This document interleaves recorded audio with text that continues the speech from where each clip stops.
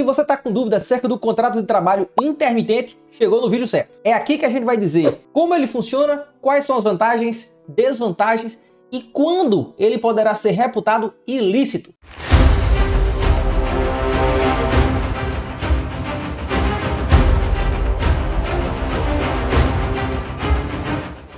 Senhoras e senhores, sou o advogado Marco Carvalho, advogado a favor dos trabalhadores há uma década e meia, e nesse vídeo a gente vai tratar acerca do contrato intermitente de trabalho. Ele foi criado com a ideia de gerar empregos, só que quem gera empregos não é a lei, quem gera empregos todo mundo sabe que é o empreendedorismo. Então foi com base nessa ideia de facilitar o empreendedorismo que a lei disse, olha, pega todos os direitos que estão lá no título 2, capítulo 2 da Constituição Federal, condensa isso em uma norma para fazer com que o trabalhador ele seja remunerado com base no salário hora. Lá na Europa existe um contrato chamado contrato 0 hora. E esse contrato nosso intermitente, ele é muito similar a esse contrato que eles têm lá na Europa. A pessoa será remunerada com base na hora de trabalho dela. É importante destacar que existe uma distinção aqui entre o contrato de freelance, que é aquele que trabalha quando ele bem entende, ele é autônomo, ele não recebe uma ordem do patrão, ele não tem uma carga horária a ser cumprida, ele não tem um dia pré-determinado porque o patrão chamou e tem que ir. E o contrato intermitente. No contrato intermitente, a pessoa ela é seletista, ela está com carteira de trabalho assinada. Ela tem uma responsabilidade para com a empresa e a empresa, vice-versa, também tem responsabilidade para com ela. Só que existem regras específicas nesse contrato. O intermitente, portanto, ele tem que receber o salário hora mínimo. Divide-se o salário da pessoa que trabalha na empresa, na mesma função, por 220, multiplica-se pela quantidade de horas que a pessoa está trabalhando e paga-se mais os proporcionais, DCC, férias acrescido de 1/3, FGTS, descanso semanal remunerado. Esses valores eles já são depositados junto com a remuneração do mês. Pode existir um contrato dizendo que a pessoa vai receber pelo dia trabalhado, na semana trabalhada, na quinzena, mas ela nunca poderá ser uma rotina maior do que um mês. Observe que a ideia da lei aqui foi um restaurante que normalmente só tem movimentos em Dia das Mães, Dias dos Pais, finais de ano, épocas de festas, sexta e sábado.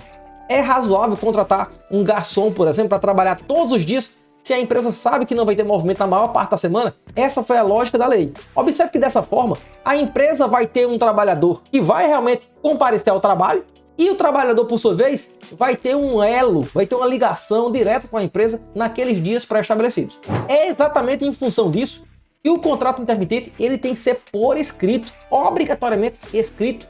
Tem que estar constando quem está contratando, quem está sendo contratado, quais são as formas de remuneração, qual é o valor da hora seca, qual é o valor de eventual gratificação, adicional noturno, adicional de insalubridade, quais são os valores que serão remunerados. Lembrando aqui que nunca poderá ser inferior ao das pessoas que já estão trabalhando na empresa, porque do contrário seria uma discriminação entre o seletista por contrato indeterminado e o contrato intermitente.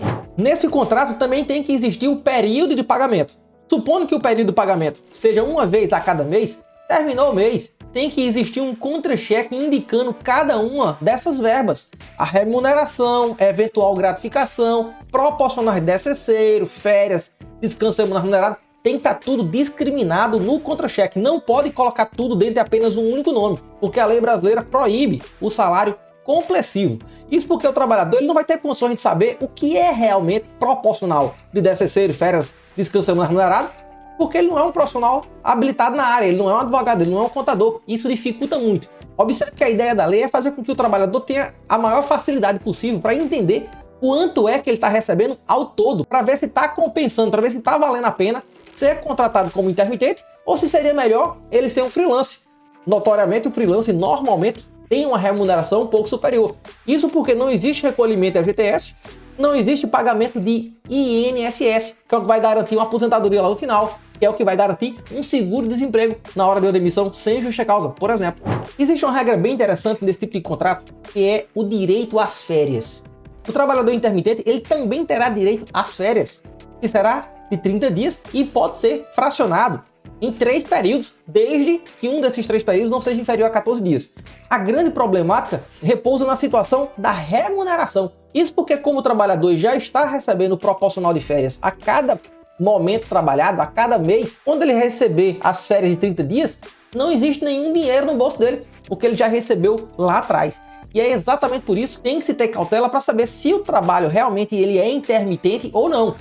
Observe que a essência do contrato intermitente é haver uma intermitência na contratação. Ela poderá ser em dias, semanas ou até mesmo meses.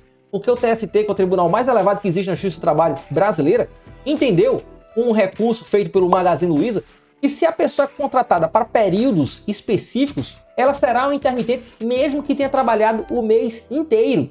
Tem até uma lógica nisso, porque quem vai trabalhar em um hotel de veraneio no Nordeste brasileiro, todo mundo sabe que um hotel nessas circunstâncias não recebe muitos hóspedes em período de chuva.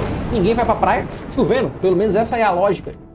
Então a lógica utilizada pelo TST foi exatamente essa. A intermitência não será do trabalho em si, mas sim da atividade da empresa. Se a empresa tiver uma necessidade extraordinária de fazer essa contratação, ela poderá fazer mediante contrato intermitente. E é nesse momento que ela terá de avisar ao trabalhador: ei, tu quer vir trabalhar tais dias, nesses horários? Se o trabalhador ele ficar calado, é porque ele não aceitou. Se o trabalhador, porém, avisa a empresa que vai sim trabalhar, e aí ele tem um dia para dar essa resposta, ele tem que realmente comparecer no dia de trabalho, porque do contrário ele vai sofrer uma multa equivalente a 50% da remuneração que ele iria receber. A ideia da lei aqui é, se a empresa está precisando de um trabalhador e ele se compromete aí, na hora que ele falta sem um justo motivo, ele deu um prejuízo na operação da empresa. E por ter dado esse prejuízo na operação da empresa, ele terá de sofrer essa multa. É claro que se a pessoa adoece, ela tem um motivo justificado, ela tem um atestado. E aí a punição não poderá ser aplicada. Afinal de contas, ela não faltou porque ela queria, ela faltou porque ela não teve condições de comparecer ao trabalho. E nessa peculiaridade, existe algo muito interessante. A lei não foi específica no caso de alguém se comprometer ao trabalho e faltar por motivo de doença. Então, teoricamente falando, a pessoa teria sim o direito de ser remunerado por esse dia que ela se comprometeu a ir trabalhar. Porque na norma não está dizendo nada de forma clara. Se não há nada de forma clara, então deveria ser possível sim. Mas na prática, a gente só vai saber disso caso a caso. É a justiça que vai construir essa jurisprudência. Porque no direito do trabalho, na dúvida, deve-se decidir em favor do trabalhador.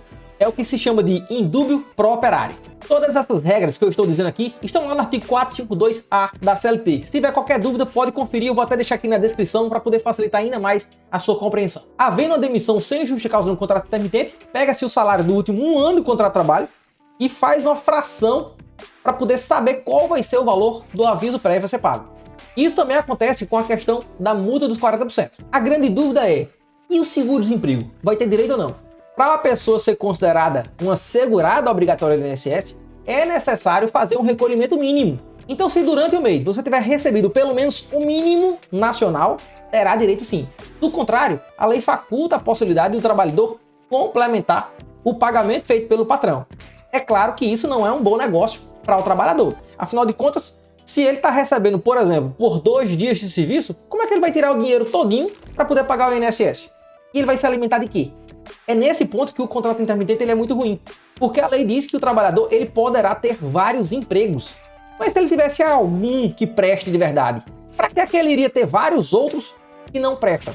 A lei não diz qual é o período de inatividade que o trabalhador poderá ficar sem trabalhar. Então a empresa pode muito bem assinar a carteira do trabalhador e passar 6 meses, 1 ano sem nenhum tipo de trabalho, sem nenhum tipo de convocação. Ou seja, na prática, é como se o trabalhador tivesse sido demitido, só que sem receber o aviso prévio, sem receber a multa de 40%.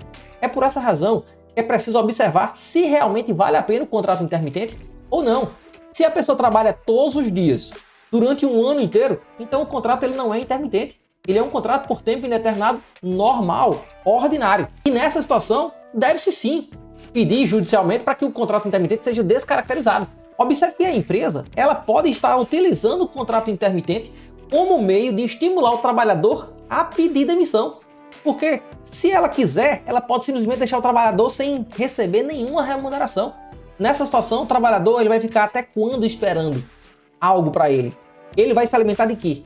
Observe que se uma pessoa está trabalhando da mesma forma que todos os outros trabalhadores, então o contrato dela não é intermitente. O que houve na realidade foi uma burla à legislação.